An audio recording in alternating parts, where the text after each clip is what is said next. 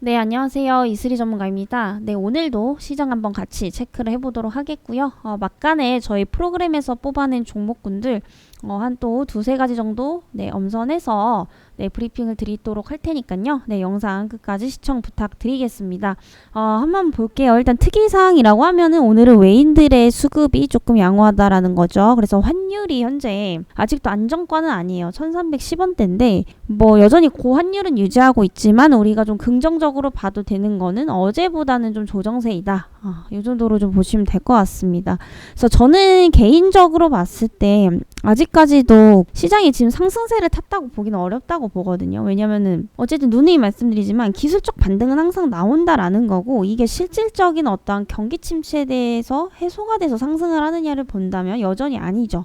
고환율, 고물가는 지속이 되고 있고, 특히 이번에도 시멘트 가격이 엄청나게 많이 올랐죠. 이런 부분들을 본다면 여전히 인플레이션은 좀 지속이 되고 있다라는 겁니다.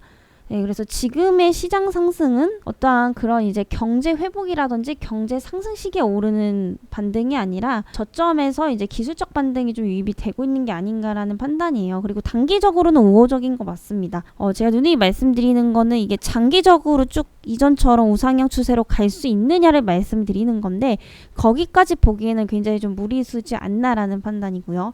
일단 단기적인 관점에서는 충분히 반등이 나오는 자리는 맞습니다. 그리고 단기적으로 현재 우호적인 게 또 있다라고 한다면은 이제 기업들의 실적이 시장에서 예상했던 것보다는 훨씬 더 좀 좋게 나오고 있다라는 거, 이 두 부분인데, 일단 위험자산 선호 심리가 많이 하락한 것은 맞습니다. 특히 이제 부동산 시장도 지금 거래량도 굉장히 많았고요. 또 분양이 안 되는 지역들도 굉장히 많이 생겨나고 있습니다. 이에 따라서 일단 공급이 많이 늘게 되고 수요가 없게 되면은 가격은 저절로 떨어질 수밖에 없습니다. 그리고 지금 금리 인상까지 있죠. 금리 인상까지 덮친 경우로 부동산 시장에 어느 정도 좀 단기적인 침체를 불러일으킬 가능성이 좀 높다고 보고 있습니다. 왜냐하면 지금 시멘트값 올랐죠. 레미콘 가격도 오를 것이죠. 지금 안 그래도 분양이 안 된 곳이 넘쳐나서 문제인데, 여기다가 뭐 시멘트 값이나 레미콘 값이 올라가게 되면은 당연히 분양 가격도 올라갈 수밖에 없습니다. 근데 이미 지금 소비 심리가 조금 위축되어 있는 상황에서 가격까지 오른다. 추가적으로 더 안 좋은 상황이 올 수도 있다라는 겁니다. 그죠? 그리고 지금 미국에서 또 한 가지 의견이 나왔습니다. FOMC 연준 총재에서 이제 얘기가 나온 건데, 그 인플레이션이 지금 하락을 할 것이다라는 어떤 전망들은 나오고 있지 않습니까? 우리가 금리 인상을 계속 추가로 하고 있기 때문에. 그런데 이게 눈에 잡힐 때까지, 객관적인 지표가 나오기 전까지는 확신하지 않고 금리를 계속해서 추가 인상하겠다라는 얘기가 나왔습니다. 금리 인상을 계속해서 하게 되면은 금리가 지금보다 훨씬 더 높아지겠고요. 그래서 올해 기준금리를 뭐 1.5포인트 정도 추가 인상을 할 것이다, 이런 얘기들이 또 나왔습니다. 이렇게 되면은 한번 말씀드렸지만, 아무래도 안전자산 선호 심리가 좀 발동이 될 가능성이 높습니다.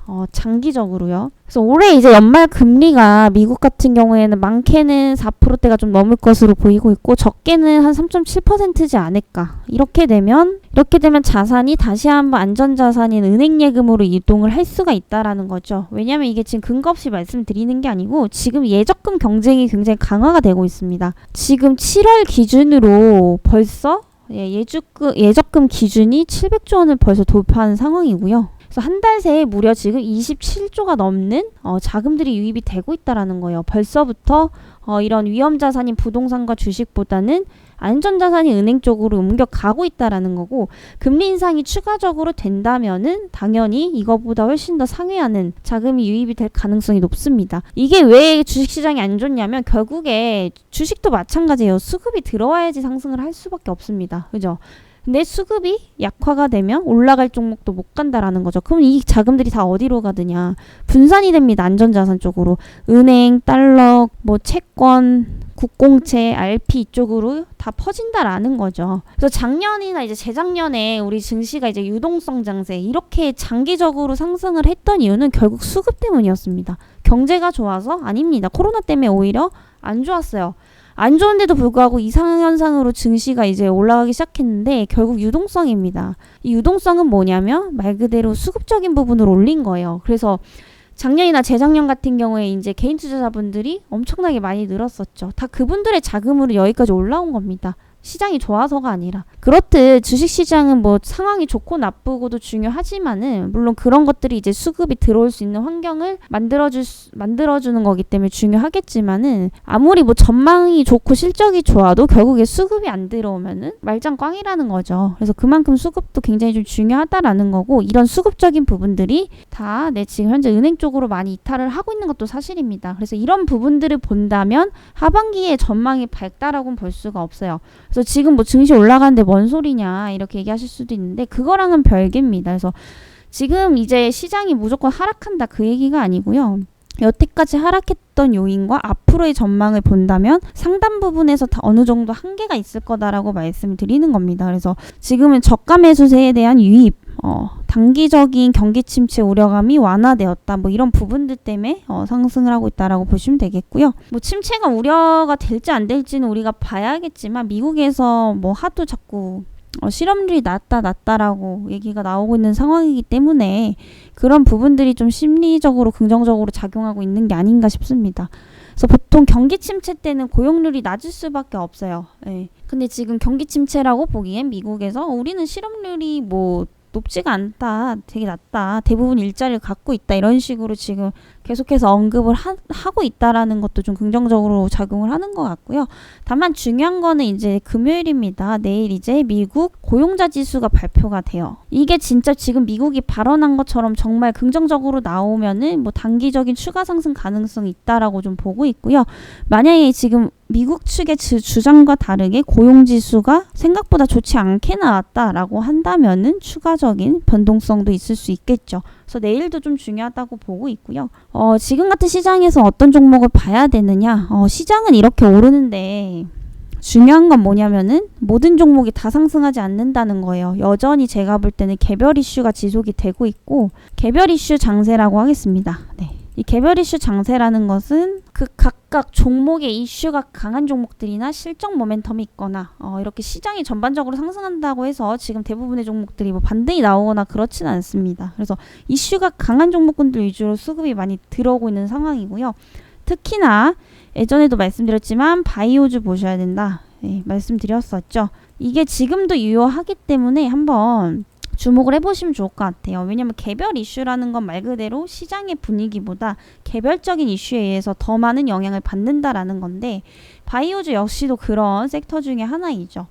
시장의 전반적인 분위기보다는 개별적으로 어떤 거를 임상을 진행했고 어떤 호재를 갖고 있느냐 이 부분에 따라서 항상 움직이기 때문에 이 개별 이슈 장세에서 가장 이제 대표적인 게 바이오주라고 좀 보시면 될 것 같습니다. 그래서 오늘 역시도 좀 그런 장세가 이어지고 있는 상황이고요. 그러면 저희 이제 또 프로그램을 통해서 종목을 한번 또 뽑아내 보도록 하겠습니다. 네, 그렇다면 오늘도 저희 프로그램에서 포착해낸 종목군들 보도록 하겠습니다. 가장 눈에 띄는 게 뭐 프레스티지 바이오, 박셀 바이오, 영우 DSP, RF세미, 고려시멘트 등등등 오늘도 굉장히 많은 종목들이 좀 포착이 되었습니다. 정말 많아요. 뭐 0.30%, 0.68부터 해서 뭐 10% 넘는 수익까지 굉장히 오늘 좀 이슈가 강한 종목들이 많이 있었습니다. 네, 그러면 일단 박셀 바이오를 좀 보도록 할게요. 뭐 프레스티지 바이오도 유명하지만은 박셀 바이오 이 종목을 제가 지금 보는 이유는 이전에 한번 언급을 드렸던 종목이기도 하면서 아까 제가 시험 때 말씀드렸죠. 바이오주는 단기적으로 꼭 보셔야 된다. 이거는 제가 1, 2주 전부터 무조건적으로 말씀드렸던 겁니다. 이유가 뭐냐면은 시장이 지금 올라갈 게 없단 말이에요. 특히 뭐 현대차나 삼성전자 이런 것들도 예상보다는 실적이 좀 좋게 나오긴 했는데 여전히 뭐 경기를 너무나 많이 타는 업종들이기 때문에 아무래도 경기 둔감주 이런 종목군들이나 이제 아니면은 뭐 개별 이슈가 강한 종목군들 위주로 수급이 들어오고 있다라고 보시면 될 것 같아요. 그래서 박셀바이오는 이제 정확하게 7월 19일에 한번 저희 종목에서 포착을 해냈습니다. 7월 18, 19일 영상 보시면 있을 건데 18, 19일에 이제 찾아냈고요. 종목을 그때도 한번 단기적으로 보셔라 라고 한번 말씀드렸었습니다. 그래서 보시면은 그때 이후로 10% 넘는 우상향 추세를 좀 그려주고 있죠. 근데 지금도 사실 늦지는 않았다라고 판단입니다. 물론 이제 단기적으로 좀 급등을 했기 때문에 조정은 나올 수 있겠지만 이 종목에 대한 재료 자체만 본다면 여전히 기대 요소는 있다라는 거예요. 그래서 이 동사의 가장 대표적인 주력 제품이 바로 백스NK죠. 이거에 대한 기대감이 있었습니다. 그래서 오늘이나 어제 같은 경우에 사실 상승했던 어떤 이유에 대한 정확한 공시나 뉴스는 나온 게 아니지만은 그때 백스NK에 대한 이제 기대감 가져봐도 좋다라고 말씀드렸습니다. 그래서 아무래도 이게 지금 가장 주력으로 밀고 있는 임상권이다 보니까 충분히 이제 결과에 따라서 다시 한번 튈 수도 있지 않을까라는 판단이에요. 그래서 이 백스NK 간암 치료제다라고 말씀드렸습니다. 그리고 간암 같은 경우에 암 중에서도 그런 치사율이라든지 치사율은 높아요. 그리고 생존율이 굉장히 낮기 때문에 이 치료제를 개발이 된다라고 한다면은 치료제가 개발이 되면은 수요가 정말 엄청날 겁니다. 물론 암 자체가 살 확률이 적지만은 간암은 그 중에서도 가장 이제 수치가 낮은 걸로 알고 있어요. 특히 췌장암도 마찬가지죠. 그래서 간암 치료제 개발은 언제나 옳습니다. 물론 이게 이제 성공적으로 끝나야겠지만 이런 치료제 시장에 대한 규모도 계속해서 좀 커지고 있는 그런 판국이기 때문에 결국 이 바이오주들 중에서 간암 치료제를 누가 먼저 가장 좋은 기술로 빠르게 상용을 하냐의 그런 이제 차이일 것 같습니다. 그래서 박셀바이오도 역시나 간암 치료제 쪽 현재 임상을 진행을 하고 있고요. 내년에 이제 이상 A 부분, 2회 이상 그리고 내년 이제 중반기나 하반기쯤에 임상, 비상이 이제 될 것 같은데 이거 충분히 좀 기대해봐도 좋지 않을까라는 판단이에요. 왜냐하면 그 이전에도 한번 말씀드렸지만 그 표적 항암치료제 기준보다 훨씬 더 모든 부분에서 우수성을 이미 인증을 했다라는 또 이제 결과들이 있기 때문에 그 자체만으로도 우리가 좀 기대감을 가져볼 수가 있겠죠. 근데 바이오주의 변수는 뭐냐? 결국에 임상권에 대한 부분들이 성공적으로 나오거나 뭐 특허를 받았다라는 어떤 재료들이 있으면 급등을 하기도 하지만 그런 것들이 역으로 실패를 하게 되면은 급락도 반드시 나올 수밖에 없죠. 급락이 나오면 어떻게 해야 되냐면은 반드시 여러분들이 즉각적인 대응을 하셔야 됩니다. 왜냐면은 급락이 나왔다라는 거 근데 악재가 있어요. 예를 들어서 뭐 임상 이상 실패. 악재죠. 근데 이게 단기간에 바로 오를까요? 투자 심리는 이미 악화가 되어 있기 때문에 매수세가 잘 안 들어옵니다. 그래서 악재로 인한 장대 음봉이나 하락은 무조건 즉각적인 대응을 하시는 게 가장 좋습니다. 그 부분을 염두를 해두셔야 돼요. 왜냐하면 모든 종목을 다 수익을 낼 수는 없기 때문에 내가 급등을 바라고 들어갔으면 급락에도 항상 대비를 하셔야 된다라는 겁니다. 그래야지만 이런 손실에 대한 부분들이 어느 정도 리스크 방어가 된다라는 거죠. 이런 것들이 없게 되면은 운 좋으면 벌고 안 좋을 땐 왕창 까먹어요. 이러려고 사실 주식을 하는 건 아니죠. 그렇기 때문에 내가 급등주를 보고 재료가 좋다 라고 이제 진입을 했다라고 한다면 그게 반대로 갔을 경우도 항상 방어를 하셔야 된다라는 겁니다. 이런 측면에서 봤을 때 뭐 박셀바이오도 사실 바이오주 중에 하나이기 때문에 그런 이제 위험성이 없는 것은 아니지만 지금 재료 자체가 굉장히 기대해볼 만한 요소이기 때문에 충분히 단기적인 관점에서 시장에 관심을 더 받을 수 있다라는 거 좀 주목을 해보시면 좋을 것 같습니다. 그래서 박셀바이오 7월 19일에 한번 말씀드렸고 오늘 다시 한번 좀 언급을 드리도록 하겠습니다. 그래서 오늘 뭐 2순위에 포착이 됐고요. 나머지를 좀 짧게 말씀을 드려야 될 것 같네요. 그래서 영호 DSP 이 종목도는 10% 넘게 올랐습니다. 영호 DSP는 이제 반도체 검사 장비 그리고 OLED, LCD 제조 기업이라고 보시면 되는데 쉽게 말해서 그냥 반도체 장비 기업이에요. 그래서 이제 최근에 상승했던 이유는 이제 삼성 디스플레이와 그 OLED 공급 계약을 또 체결을 했습니다. 그래서 계약 금액이 사실 아직 안 나왔기 때문에 뭔가 단정 짓기는 어렵습니다. 그래서 뭐 정확한 이제 금액이 좀 나오게 되면 뭐 실적이나 매출액 대비 조금 계산을 해볼 수가 있을 텐데 아직은 이제 그 영업비밀 보호 요청을 했다고 해요. 그래서 공개가 되지 않은 상황입니다. 왜 공개를 안 하는지는 의문이긴 한데 어찌 됐든 뭔가 호재가 있는 거는 맞죠. 호재죠. 공급계약 체결은 어쨌든 그런 부분들이 이제 수주로 이어지고 수주가 늘어나는 건 결국 매출액이 늘어난다는 거기 때문에 뭐 단기적인 호재거리를 충분히 좀 보셔도 좋을 것 같습니다. 그래서 이 OLED 검사 장비는 이 OLED를 구성하는 셀이라든지 모듈, 패널의 이런 불량 여부를 판별을 해주는 이제 장비다라고 보시면 되겠습니다. 그래서 아무래도 이 장비를 사용하게 되면 삼성 디스플레이에서도 불량을 판별하는데 더욱더 효율적이고 수월할 수밖에 없겠죠. 그래서 그런 것들을 이제 공급을 한다라고 좀 보시면 되겠고요. 일단은 삼성 같은 기업에서 공급 계약을 체결을 했다. 이거는 어느 정도 기술력이라든지 이런 것들이 검증이 끝난 겁니다. 그래서 지금은 수주 확대만 좀 기다리면 될 것 같아요. 그래서 그런 부분도 충분히 단기적으로 좀 기대감 가져보셔도 좋다. 이렇게 보고 있고요. 이 종목의 가장 큰 투자 포인트는 바로 수급입니다. 그래서 최근 외국인들 수급이 보기가 귀했죠. 근데 그럼에도 불구하고 어제 무려 이제 38만 5천 주라는 엄청난 양의 주식수를 외인들이 딱 쓸어갔다라는 겁니다. 담았어요, 지금. 그래서 오늘도 이제 상승을 하고 있죠. 그래서 이런 부분들을 보면 일단 외인 수급에서도 굉장히 양호하다. 네. 근데 외국인이나 기관들이 수급하는 종목들은 사실 이유가 다 있습니다. 뭐 걔네들이 수급이 몰렸다고 해서 100% 다 막 급등하는 건 아니지만 없는 것보단 있는 게 훨씬 좋고 있는 게 훨씬 더 상승할 가능성이 높다라는 거죠. 그런 의미에서 좀 주목을 해보시고요. 다섯 번째는 고려시멘트입니다. 그래서 뭐 9시에 바로 포착이 됐고 오늘 뭐 7% 가까운 수익이 나왔는데 지금은 좀 음봉 구간이에요. 일단 오르다 말았습니다. 그럼에도 불구하고 오늘 좀 주목을 해보셔야 될 게 바로 시멘트 값 상승입니다. 지금 시멘트 값 상승이 올해 들어서 벌써 지금 세 번째인데 근데 저는 좀 단기적으로 보셔야 될 것 같아요. 단순하게 뭐 시멘트 가격이 오를 거라고 해서 고려시멘트에 그게 무조건적으로 좋을까라고 본다면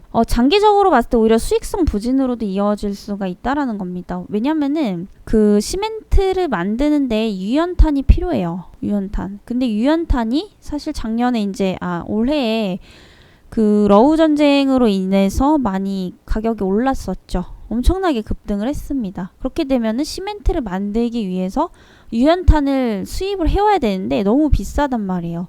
그래서 아무리 이제 시멘트 값을 올려도 지금 유연탄 값을 못 따라가고 있기 때문에 결국에는 이 시멘트 회사 입장에서도 수익성으로 봤을 때는 안 좋을 수가 있다라는 거죠. 이런 겁니다. 쉽게 말씀드려서 지금 유연탄 가격이 지난해 말에 165달러였는데 최근에 400까지 올랐습니다. 거의 한 3배 가까이 된다라고 보시면 되는데 뭐 165에서 400이에요. 예를 들면 유연탄은 165에서 400달러까지 올랐는데 시멘트 가격은 뭐 7만에서 지금 10만원 정도로 올랐습니다. 결국 이걸 올려봤자 이걸 이제 시멘트를 만들기 위해서 유연탄을 이 가격 주고 사와야 되기 때문에 얘네들은 오히려 더 손해일 수가 있다라는 거죠. 더 손해라기보다는 생각보다 이 판가 인상 시멘트 값이 올라가는 게 얘네한테 크게 뭐 도움은 안 된다.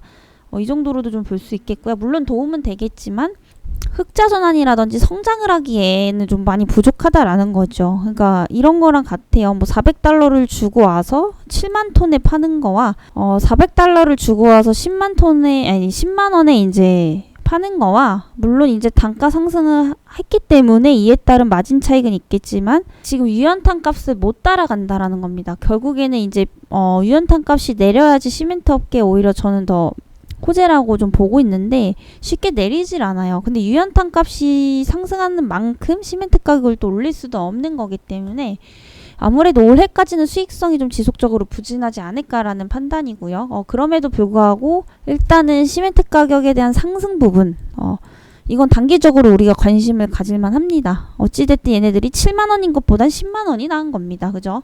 어차피 유연탄 가격이 똑같다라고 한다면은 7만원보단 10만원이 나온 거고 근데 이렇게 올렸음에도 불구하고 이 유연탄 가격이 너무 비싸기 때문에 수익성 방어에는 좀 미미하다. 요 정도로 좀 보시면 될 것 같습니다. 그래서 지금 이렇게 지는데 말씀드리는 건 거의 웬만하면 단기 종목이에요. 단기 이슈가 다 강한 종목들이기 때문에 절대 장기적으로 가져갈 만한 종목들은 아니라는 거 참고를 해주시고 저희 프로그램 역시도 매일매일 이제 뽑아내는 종목이 다르죠. 그게 이유가 뭐냐면 결국 이렇게 NFT 관련주, 게임 관련주 코로나 관련주 이런 식으로 매일매일 이슈가 강한 테마들이 순환매가 돌기 때문입니다. 그래서 이런 식으로 이제 그날 테마에 맞는 종목군들 위주로 이제 포착을 해주기 때문에 장기보다는 항상 단기 관점에서 좀 지켜보시면 좋으실 것 같고요.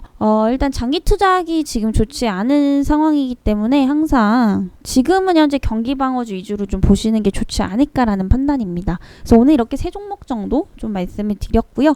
박셀바이오, 영호 DSP, 고려시멘트 이렇게 세 가지 종목군들 눈여겨보시면 좀 좋을 것 같습니다. 네, 오늘 방송은 여기까지 진행을 해보도록 하겠고요. 이렇게 당일 이슈가 강하고 상승하는 종목을 포착해주는 이 프로그램이 궁금하신 분들은 아랫번호로 네, 프로그램 문의라고 남겨주시고요. 네, 저는 또 다음 시간에 뵙도록 하겠습니다.